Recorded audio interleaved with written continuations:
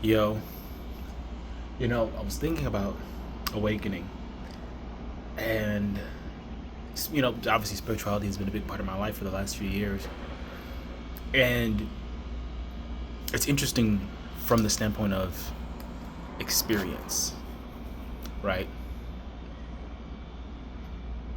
You we have this big thing where you have sort of two prevailing understandings: people who have an idea of what awakening is, enlightenment, realization, and then people whom, for them, it is like an agnostic gnostic, in the same way where an agnostic says, well, God is unknowable, we can't really know anything, it's not really something we can have a knowledge about.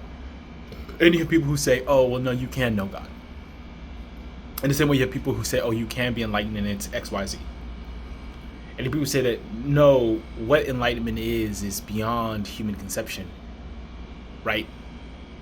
Ergo, basically, you'll never really know. It's not necessarily always hinted that you can't reach it, but it's hinted as if you couldn't reach it. Like you're almost as if you're better off doing something else or letting it go.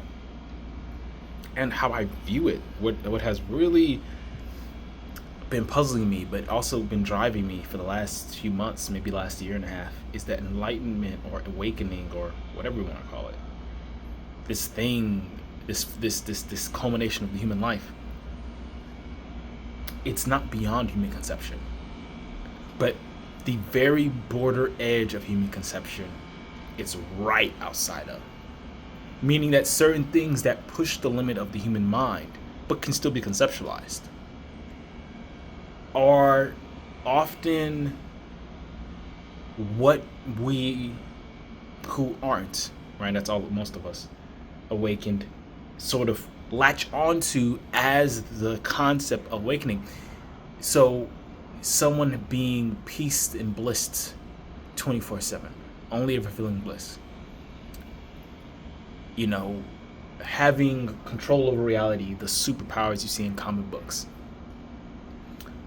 Having all knowledge of reality, right? Being omniscient. Being 100% altruistic. Not even caring if you die if it meant letting another person feel better. Right?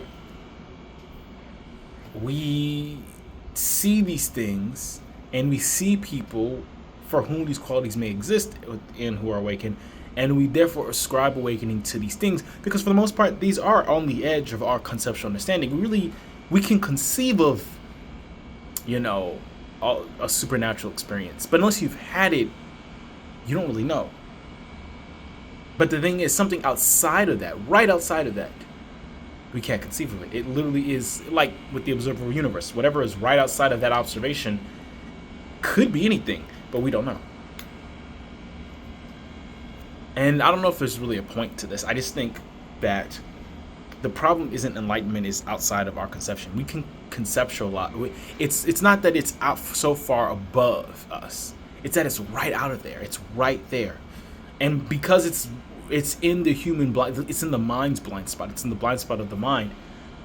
I can see why people may say, well, I mean, if something's in the dark, if something's in the blind spot and you're aiming for it, you more than likely gonna miss it. And yet, there's a desire. The desire to end all desires. There's a drive to end all the drives. There's an ambition to end all ambitions, to see if you can get there.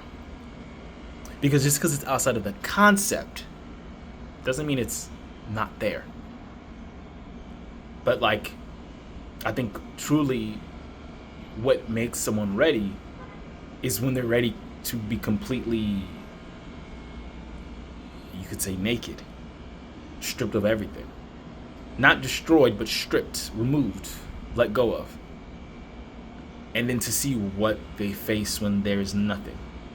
Or when everything is gone and it looks like nothing. I think it's interesting.